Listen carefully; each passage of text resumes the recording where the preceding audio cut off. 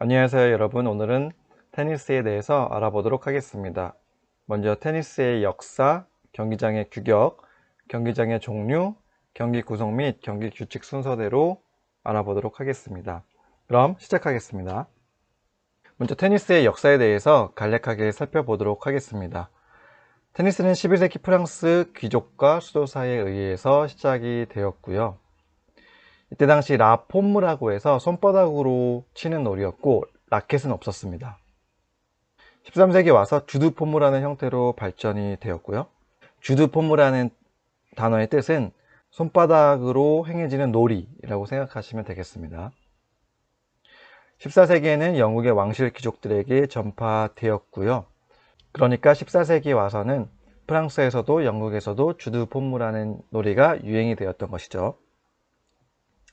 이 당시 영국에서는 테네지라는 단어로 소개가 되었는데 이것이 테니스의 시초라고 합니다. 15세기에 라켓이 개발되었습니다. 그런데 처음에는 스트링이 없었고요. 나무 주걱 같은 모양의 라켓으로 주드폼무를 행했고 나중에 이 헤드 부분에 스트링을 달아서 현대와 같은 테니스 라켓이 만들어졌다고 합니다. 이 당시에 주드폼무는 야외에서 뻥 뚫린 공간에서 실시된 것이 아니라 건물 내에 이렇게 사면이 벽으로 둘러싸인 곳에서 행해졌다고 합니다. 그러다가 1874년에 영국의 윙필드 소령이 론 테니스를 정립하는데요. 보시는 바와 같이 책자를 발간하고 여기에 사용되는 규칙이라든지 테니스 코트의 규격이라든지 이런 것들을 새롭게 정립을 해서 현대 테니스의 시초를 만들게 됩니다.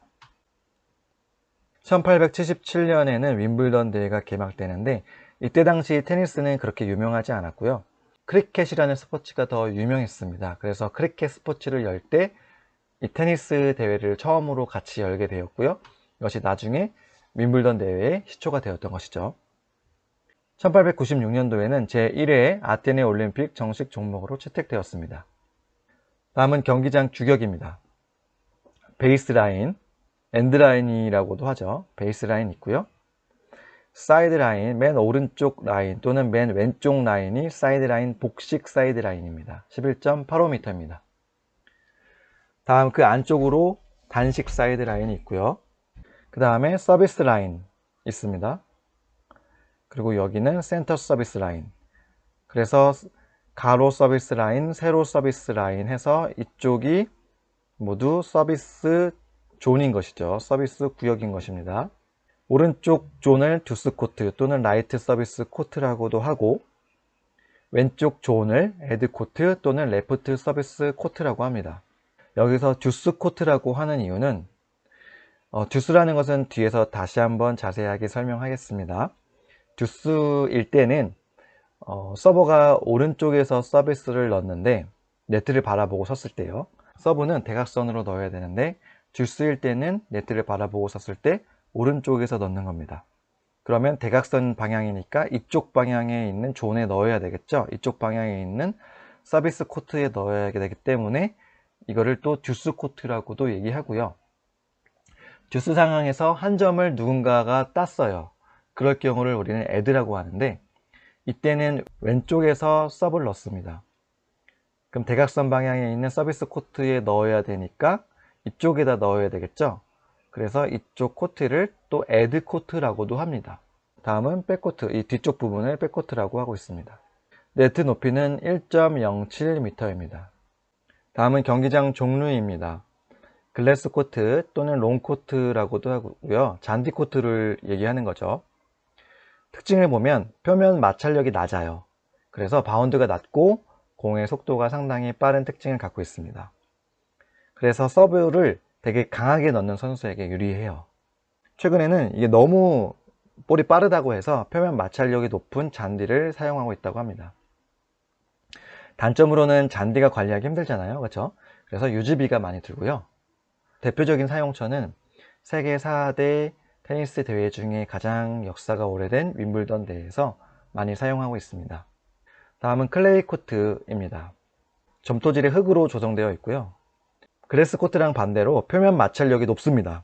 그래서 바운드가 높고 공의 속도가 상대적으로 느린 특징을 갖고 있고요. 그래서 수비형 선수에게 유리하겠죠. 주로 프랑스 오픈에서 많이 사용이 됩니다. 다음은 하드코트입니다. 하드코트는 여러가지 만드는 방법이 있는데 대표적으로 고무 필드 위에 아크릴계 수지 등을 덮어서 조성한다고 합니다. 표면 마찰력이 클레이보다는 낮고 글래스보다는 높아서 적정한 표면 마찰력을 갖고 있어서 적정한 볼의 바운드 높이와 적정한 볼의 스피드를 갖고 있습니다. 따라서 현대 코트에서 가장 많이 쓰이고 있고요. 단점으로는 바닥이 단단해서 선수 부상 위험이 존재합니다. 대표적으로 세계 메이저 4대 대회 중에서는 US 오픈과 호주 오픈에서 사용을 하고 있습니다. 다음은 앙투카 코트입니다.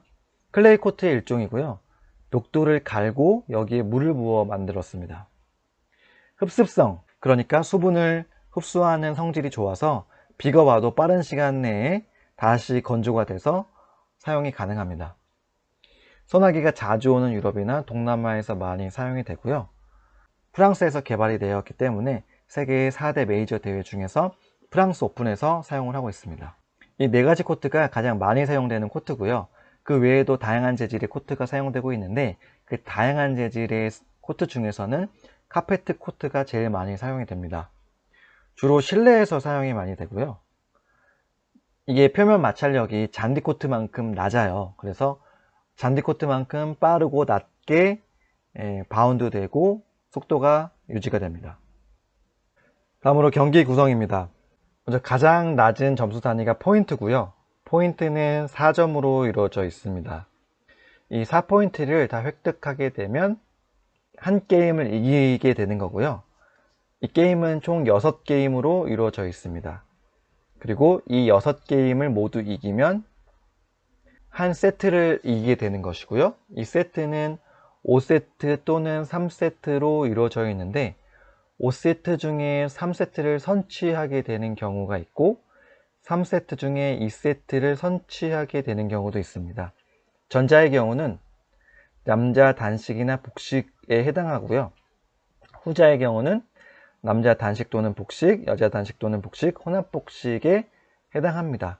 그래서 5세트 중에 3세트를 먼저 따거나 3세트 중에 2세트를 먼저 따면 최종적으로 매치를 따게 되는 거고 이 매치가 최종적인 경기 결과를 얘기해 준다고 할 수 있습니다. 그러니까 매치에서 이기게 되면 그 경기에서 결과적으로 최종적으로 이기게 되는 겁니다.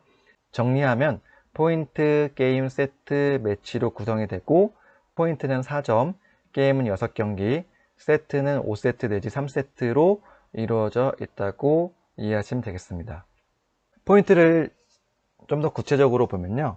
0포인트, 1포인트, 2포인트, 3포인트, 4포인트 이렇게 되어 있고요. 그런데 표기를 좀 다르게 해요. 0점이면 그냥 0, 1점이면 1, 2점이면 2 이렇게 표기하지 않고요. 테니스는 프랑스와 영국의 왕실에서 많이 사용되었다고 했잖아요. 그래서 있어 보이게 하고 싶은 그런 욕구가 강한 스포츠였기 때문에 하인들은 좀 몰랐으면 좋겠는 그들만의 어떤 리그를 위한 운동이었기 때문에 점수 체계를 좀 복잡하게 해놨습니다. 표기를 0포인트는 0이라고 하고 1포인트는 15, 2포인트는 30, 3포인트는 40이라고 표기를 합니다. 호칭도 달라요. 그래서 0점일 때는 러브라고도 하고요. 그리고 1포인트는 15점, 15, 2포인트는 30이니까 30, 3포인트는 40이니까 40라고 호칭을 하고요. 이 러브는 어원은 프랑스어 러프에서 나왔다고 하는데 이 러프라는 뜻이 달걀이라는 뜻입니다. 달걀이 모양이 동그랗잖아요. 비슷한 영어식 발음 러브로 영국으로 넘어오면서 변형이 되었다고 합니다. 그리고 이제 마지막으로 4포인트를 이제 따면 게임이라고 합니다. 따로 표기되는 건 없고요. 그 다음 이제 듀스를 아셔야 되는데 듀스라는 거는 2가지 경우에 해당이 됩니다. 먼저 포인트가 40이 올일 때, 그러니까 40대 40일 때, 즉 3대 3일 때 이 포인트를 선취하는 사람이 해당 게임을 승리하게 됩니다. 이게 듀스입니다. 그러니까 3대 3일 때 한 사람이 1점을 따면 이기는 게 아니라요. 자동적으로 듀스가 적용이 돼서 2점을 먼저 선취하는 사람이 해당 게임을 승리하게 되는 게 듀스인 것이죠. 그러니까 3대3 상황에서 5대3으로 이겨야 되는 거예요. 그런데 3대3 상황에서 4대4가 됐어요. 그럴 경우는 또 듀스가 돼서 6대4로 이기는 사람이 승리하게 되는 거고요. 그런데 5대5가 됐어요. 그러면 또 듀스가 적용돼서 7대5로 이기는 사람이 승리하게 되는 경우고, 그런데 또 6대6이 됐어요. 그러면 또 듀스가 적용이 돼서 이런 식으로 쭉쭉쭉 나가게 되는 걸 듀스라고 합니다. 게임에도 적용이 되는데요. 게임 스코어가 5대5예요. 그럴 경우에는 이 게임을 선취하는 사람이 해당 세트를 승리하게 됩니다. 그래서 게임 스코어가 5대5일 경우에는 게임 스코어가 7대5가 될 때까지 경기하고 7에 해당하는 선수가 해당 세트를 가져가게 되는 거고요. 그런데 게임 스코어가 6대6일 때는 게임 스코어가 8대6일 때까지, 게임 스코어가 7대7이 됐어요. 그러면 게임 다시 듀스가 적용돼서 게임 스코어가 9대7이 될 때까지, 이런 식으로 계속 진행되는 것이 듀스의 개념입니다. 그래서 여기 보시면은 3포인트 40으로 표기되고 4이라고 호칭하죠. 그런데 여기서 3대3일 경우에는 4포인트 한 점 따는 사람이 이기는 게 아니라 듀스가 적용이 돼서 40올이 됩니다. 40가 되는 거죠. 그럴 경우 듀스라고 하는데, 여기서 누군가 한 점을 획득했어요. 그러니까 4대3이 되는 경우죠. 그럴 경우는 어드밴티지라고 해서 누군가 한 점 이기고 있다, 이득을 보고 있다, 이런 의미를 갖고 있고, A라고 표시를 하고요. 점수판 같은 데는 A라고 표시를 하고 애드라고 호칭을 합니다. 그러니까 이 애드에 해당하는 사람은 한 점만 더 따면 이기게 되는 것이죠. 그런데 애드였는데 상대방이 한 점을 더 따게 되면 다시 듀스가 적용되는 것이고요. 그리고 한 가지 더 알아야 될 것이 타이브레이크 시스템입니다.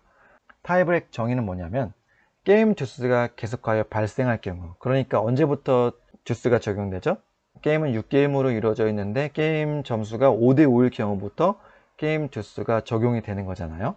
그런데 이때 게임 듀스를 더 이상 적용하지 않고 12포인트 중에서 7포인트를 먼저 획득한 플레이어가 해당 세트를 승리하는 제도가 바로 타이브레이크 시스템입니다.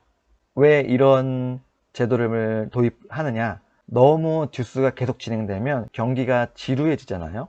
그것을 방지하고 빨리 끝내기 위함이고요. 상황을 살펴보면 조금 전에도 설명했듯이 게임 스코어가 5대5일 경우는 듀스를 적용하죠. 그래서 7대5가 될 때까지 경기를 하는데 6대6이 됐으면 다시 듀스가 적용돼서 8대6일 때까지 경기를 하는 건데, 계속 이런 식으로 나가는 게 싫은 거예요. 그래서 6대6이 되면 듀스 또 안 해. 듀스 안 하고 타이브레이크 시스템 적용할 거야 라고 미리 사전에 경기 제도를 설정을 하면 타이브레이크 시스템이 적용이 되는 거죠. 그러면 더 이상 듀스 안 하고 12포인트 중 7포인트를 먼저 획득한 선수가 해당 세트를 가져가는 경기입니다. 그런데 여기서 조금 주의해야 될 거는 12포인트 중 7포인트를 먼저 획득하는 사람이 이기는 거잖아요. 그런데 6대6일 될 경우는 듀스를 적용합니다. 6대6일 때는 또 듀스를 적용해서요 8대6이 될 때까지, 근데 또 7대7이 됐어? 9대7이 될 때까지. 그러니까 사실 완전한 타이브레이크라고는 할 수는 없겠죠. 여기서도 나름의 듀스가 적용이 되니까요. 그런 것을 주의해서 살펴볼 필요가 있겠습니다. 마지막으로 경기 규칙입니다. 먼저 테니스는요, 라켓으로 공을 쳐서 네트를 넘겨서 상대편 코트에 바운드 시키는 경기이죠. 여기서 공을 친다는 것은 정지되어 있는 공을 치는 게 아니라 움직이는 공을 치는 것이고요.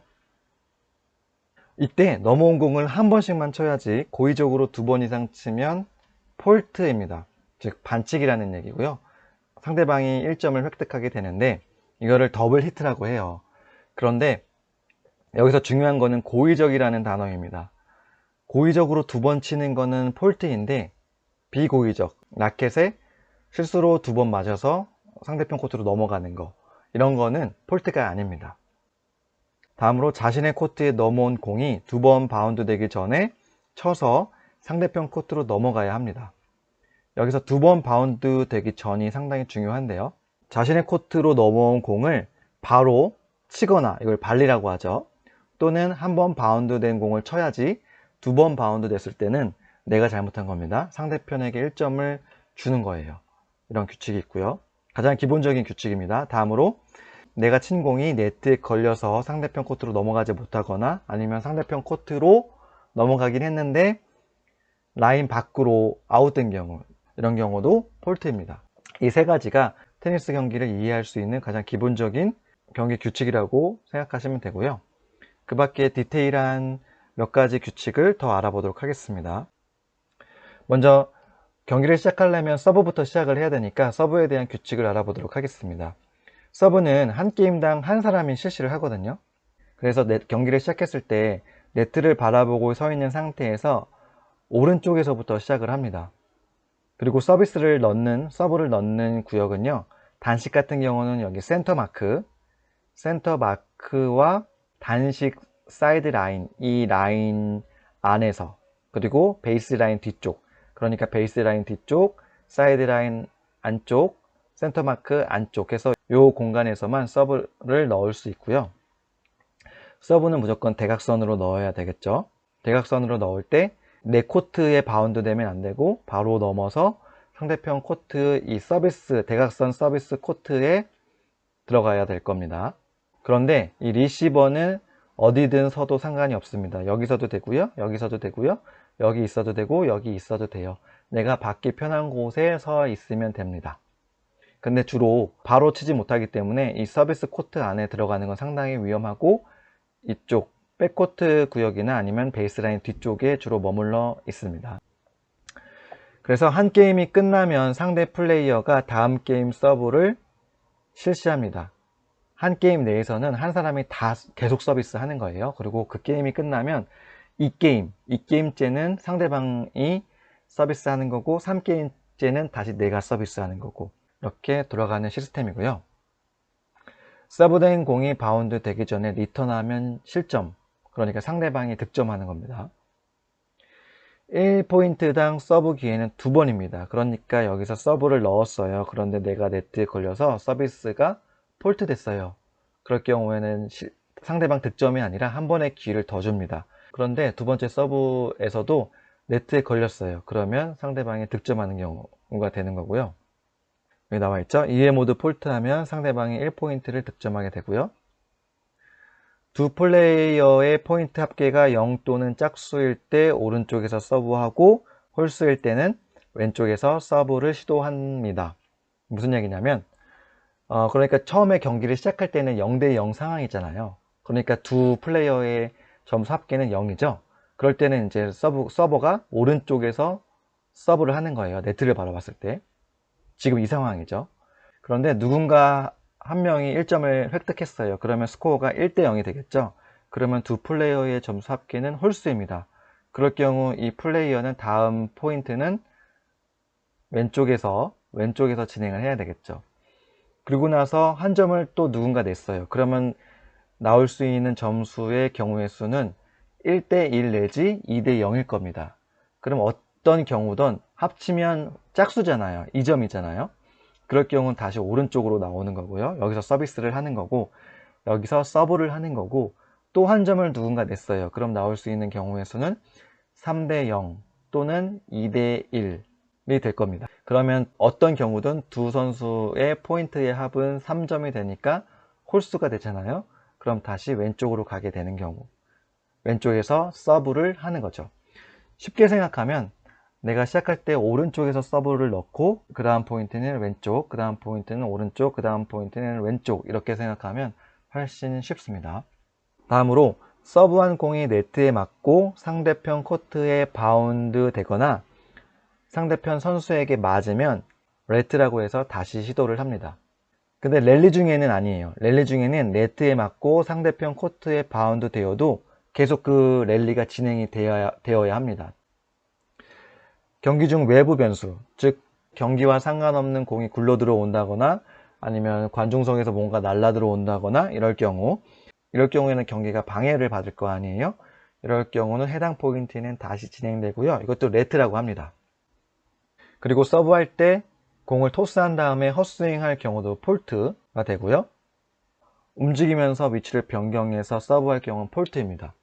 내가 서브하는 공간이 제대로 된 서브 공간이라고 하더라도 움직이면서 서브는 할 수 없다는 뜻입니다.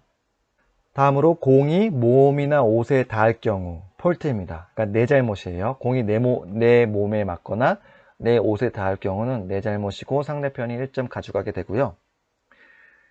라켓을 잡고 있지 않은 상태에서 공이 라켓에 맞을 경우 폴트입니다. 그러니까 상대방이 공을 쳤는데 급할 경우 라켓을 던져서 그 던진 라켓이 공에 맞아서 공이 제대로 상대방한테 다시 갈 수도 있거든요. 그런 경우도 가끔씩 있거든요. 그런데 내가 라켓을 잡지 않고 있었기 때문에 그런 경우는 내 잘못입니다. 나의 폴트입니다. 그리고 라켓이나 플레이어의 신체가 네트에 닿으면 네터치 폴트고요. 공이 코트로 넘어오기 전에 공격하면 오버넷이죠. 폴트입니다. 그리고 코트를 사용하는 모든 운동에서는 코트 교대가 웬만하면 다 있잖아요. 테니스도 코트 교대가 있는데 두 플레이어의 게임 점수의 합이 홀수일 때 코트 교대를 실시합니다. 그러니까 처음 상황에서 경기를 하고 1게임이 끝났어요. 그러면 게임 스코어가 1대 0이 되겠죠. 그러면 두 플레이어의 게임 점수의 합은 홀수니까 코트를 교대합니다. 그리고 또 한 경기를 하면 2대 0이 되든지 아니면 1대 1이 되겠죠. 어떠한 경우든 두 선수 게임 수의 합은 짝수가 되겠죠. 2로. 그럴 경우는 코트 교대를 하지 않습니다. 그러면 다음 게임은 어떻게 될까요? 나올 수 있는 게임 점수의 경우의 수는 3대 0이 되든지 2대 1이 되든지 하겠죠. 자, 어떤 경우든 마찬가지로 게임 점수의 합은 홀수가 될 겁니다. 그럴 경우는 코트 교대를 하는 거죠. 네, 이상으로 오늘 테니스의 역사, 테니스 경기장의 규격, 테니스 경기장의 종류, 그리고 경기 구성 및 경기 규칙에 대해서 알아보았습니다. 다음 시간에는 테니스 라켓의 특징에 대해서 알아보도록 하겠습니다. 그럼 이상 마치도록 할게요. 시청해 주셔서 감사합니다.